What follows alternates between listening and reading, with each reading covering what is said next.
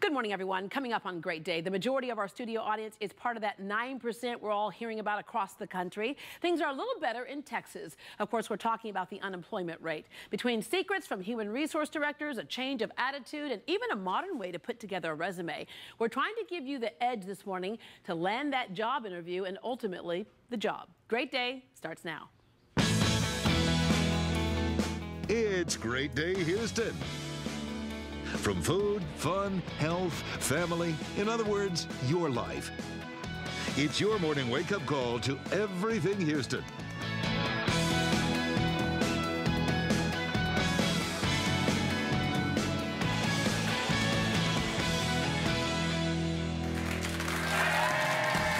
Hello, everybody, and thanks for joining us on Great Day.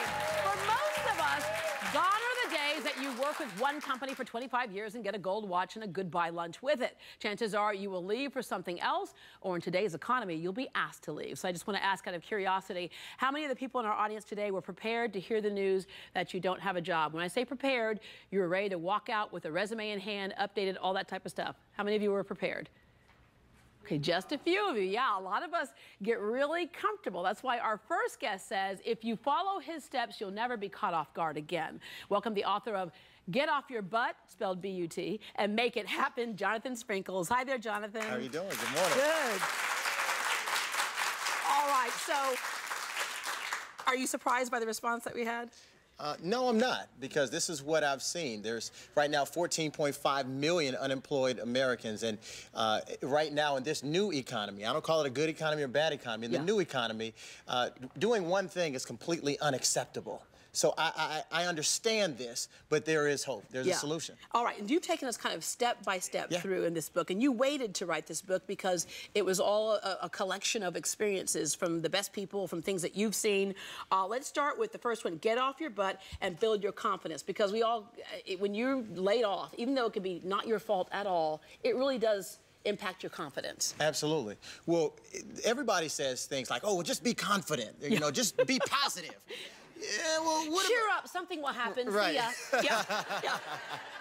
But, you know, nobody ever tells you how to create more confidence. As a very unconfident young man, I had to inculcate my own self-esteem, so I understand what confidence is. Confidence is what you say to yourself about yourself. Yeah. And the most important conversation that you, I, and everybody else here are going to have every single day is the words that we have inside our own head. That negative self-talk. How many of you have said, I'm too old to learn something else? No one will want me because I'm too old, or I'm too this, or, you know, but the fact of the matter is, in today's economy, this new economy that we talk about, experience is much more valued than probably it had been in the last 20 or 30 years. Oh, yeah. All right, get off your butt and own your power. Yes, you've got to own your power. The bottom line is everybody has a sense of power. Everybody has a moment where your inner light shines brightest. Everybody here has a time when you feel like you're about 2 inches taller, like you're walking on clouds. That's your power. I truly believe that's God's way of knocking at the door saying, I'm here. And when you're outside of that place that you feel your power, then you're only delaying the satisfaction of knowing that you're walking in your purpose. Yeah, and your job, it's like even if your job left you, what you did not leave behind are the skills that you have with that job. You take that stuff with you. All right, get off your butt and overcome your obstacles. You know, I'm going to back up to the get off your butt part because you spell it B-U-T. Right. And that's that negative thing of, I would, but. Yeah, right. Okay, so get off your butt and overcome your obstacles. Some of them are real obstacles. Some of them we kind of fabricate in our minds. Well, you know, the majority of the issues that we have are not with anybody else. It's the enemy within. When you talk about overcoming your obstacles, again, a lot of times people say things like, oh, again, well, just be positive or dream big. What do you tell somebody who's 45 years old, who's been working the same job for 15 years, and all of a sudden they say, thank you, but no thank you, we don't need you. So much for that dream. But here's what you do. You focus. You focus on what gets you through.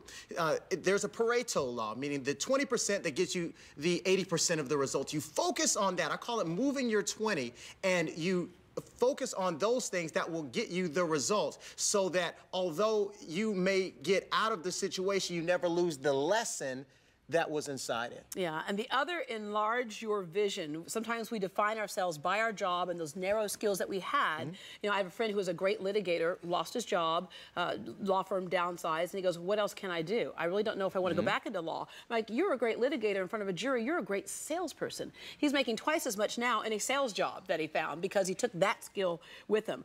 So enlarge your vision, get off your butt, and boost your career. A lot of people will say, wait a minute, how do I boost my career because I don't have it right now? You know, ironically, my first strategy, I outlined 7 of them in the book. 7 things you can do to boost your career. The first thing that you can do is get fired. What I mean is you fire yourself. You have to ask yourself every single day, if I were to reapply for this same job, or if I were to reapply to this relationship again or whatever, what would I use to get my job back? And whatever you feel like you may be deficient in, those are the skills that you can increase to increase what you're doing so that you can be the person to mention that they would fight to keep next time. Yeah, I'm gonna go through the rest of it here. Connect with powerful people. I think we get that. Get off your butt and pass the test, and then finish strong. All right, well, our next guest would never have guessed that her success story would start in the trunk of her car. So today she has one of the most successful businesses of its kind. Please welcome Deborah Daughtry. Hello there, Deborah. Hello, Deborah. All right, so there are some people in our audience today who have actually lost their jobs. They were laid off. Others are considering something else, but of course in this economy, fear sets in. You think, is it now the time for me to do this? You have, do we still have her briefcase here? Oh, there it is. Right here, in front of me. All right, so this is a reminder of something you did several years ago when you were in social work. Yes. That's the briefcase that the business started from. I literally started a business 16 years ago from the trunk of my car with this briefcase and a cell phone. Did you have your children at the time? I single parent, 2 children, house note, car note. Walked away from a good government job and said I'm going to start business. Believed in myself, stepped out, and here I am 16 years later. With 500 employees. 600 and 600. Yes. Jesus, there's more. All right, so you make it sound easy when you say, like, you woke up one day and said, you know, I'm not going to do this job anymore. I'm going to start my own thing. But you wrestled with that decision. Absolutely, absolutely. But, you know, just like Jonathan said, first thing you have to do is believe in yourself. You know, I believed in myself. I believed that I could do it. I had purpose. I had passion, a little knowledge. Didn't have a full plan. I think what happens too, Deborah, is especially in this new economy, people want the full plan. I say start with where you are. I started with what I had. I had a briefcase, I had a cell phone, and I had some skill sets. Yeah. And I took those skill sets and I maneuvered through business. Went through a lot of challenging times, but look, 600 employees later. And tell us what your business is. I'm in a healthcare business. That's one of the business, in-home health care, and I send nurses and caregivers out to take care of the elderly and the indigent. Yeah, you said this morning we were in the green room, and you said you hadn't really taken this out and looked at it in a long time, and you got teary-eyed over this. Absolutely, because this case, I mean, means so much to me because of it reminds me that I didn't allow the lack of not having the resources, the lack of not having all the things that I needed to allow me to persevere and move into my purpose. Yeah, and a lot of the things that she's just talked about are a lot of the things that are in your book. Right. Yeah. Yeah, the bottom line is you can't allow yourself to be defined by your circumstances.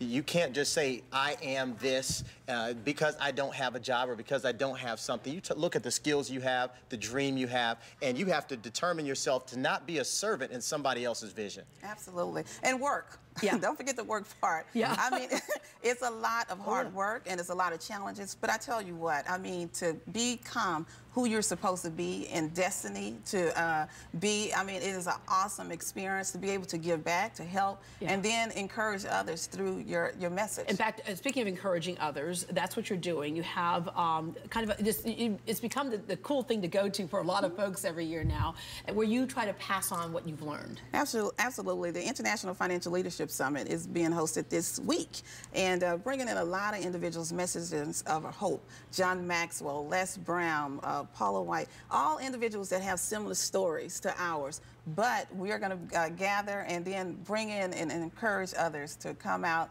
and walk into their destiny as well. Yeah, and speaking of Les Brown, who was told when he was a kid, you'll never do anything, they thought that he suffered from some kind of mental issues, and then he goes, you name it, they gave it to him, and of course, look where he is today. Absolutely. All right.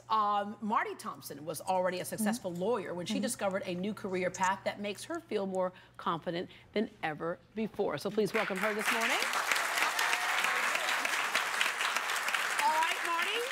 There's something you just did. You walked in and you shook her hand. I did. And you looked her in the eye. I did. Which is something we forget, especially when we talked about that having the confidence thing. Oftentimes we go in and it's like, please like me, please like me. Okay, so you were a lawyer. A lot of people would say, girl, you crazy for quitting your job, right? But the other thing is to find something you love doing and not be afraid of that, because that's what becomes your passion, can also become your livelihood, your living. So tell folks what you did. Well, I have a job as a lawyer, but my real passion most of the time is to help people feel more confident in them going out, getting new jobs, and them presenting themselves to the world. And so I started a business called Manners Pro with Mary Lee Kennedy, and we help empower people to know themselves and know how to feel confident in public situations, so that when you go meet the new person for the job, you walk in and you present a great picture of yourself by the way you shake their hand, the way you look them in the eye, and by the way you say go to a dining etiquette dinner and you know which fork is yours. You feel confident in everything you do with as opposed to sitting there waiting. You start. No, you go ahead and eat. You go ahead. That's right. Which bread roll are they taking, right? All right. And a lot of this kind of came from something from your childhood. My mother grew up in Louisiana, and she went to a finishing school. And my proper Southern lady. Yes, and my grandmother had as well. And let me tell you, I did not get away with having bad table manners growing up. And so my parents were very strict about that. But what I found is, as I grew up and I got involved in college events, young professionals events, many of my friends that were going to networking dinners didn't really know which fork was the right fork, weren't confident in that. And so that when they were going to land the job, they weren't sure. And so my mom, I had her start coming and doing dining tutorials. Yeah. And really it grew from that. And that was about 15 years ago now. And now we have a business. See, and the point that I want to make with that is that this is not something that you had some, law school degree in to do, or you had to have some advanced degree in to do. It's something that is part of your normal life that you're able to parlay into a business. And so one of the messages we want to get across to folks, there's something that you do that people need, but sometimes we don't really value that. We think, well, who's going to pay for that? Who knows? And if it doesn't cost you a lot in startup cost, you may as well try. All right, we've got a lot more information coming y'all's way. Marty has a dining tutorial coming up on Sunday, September 18th at Cullen's Upscale American Grill. She's giving 10% off to Great Day viewers. Just go to mannerspro.com. Jonathan also has a copy of his book, Get Off Your Butt and Make It Happen, for everyone in our studio audience. Thank you. Both Jonathan and Deborah will be back later in the show to answer your employment questions. We'll open our phone lines a little bit later on. But when we come back, interview secrets from the Human Resources Department, like how important is a thank you note, or the keywords to include in your resume that could get a potential employer's attention.